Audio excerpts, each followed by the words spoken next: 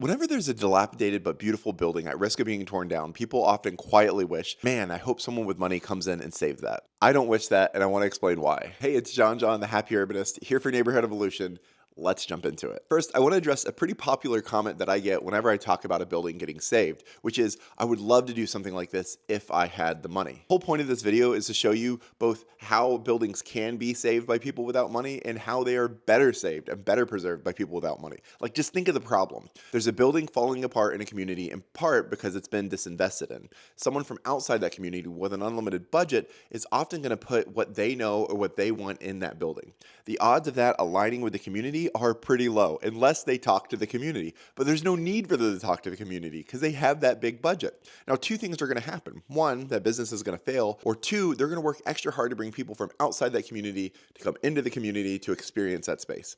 Now, let's flip that on its head. Let's say you're a boomerang person. You left your hometown to go off to college or whatever, and for whatever reason, you're back in your neighborhood seeing it with fresh eyes. You have a good friend who's made a successful business as a florist, and you see that building and you're inspired by it. And your florist friend says, man, one day I would like to open up a flower shop. And you say, open it up in that building. And they say, I know nothing about this. So you decide to do the work. You call, you find out, oh, it's owned by someone out of state. You get them to agree to owner finance. Why? Because you already have a tenant. So you know that it's already locked in. And you also know that that tenant is a business this community already needs because it's already succeeding in this community. What you're going to build out is something that is conservative, that is careful, that is based on the community's actual felt needs. And in doing that, you're going to preserve that building. And you might think, yes, I don't need to be super rich, but I need to have some money. No, you need to see that most investors, whether they have a lot of money or a little bit of money, are often using other people's money, not just banks, to get things to pencil. They're figuring out creative ways to get stuff done. Take my friend Bernice, for example. At one point, she was literally in the foster care system.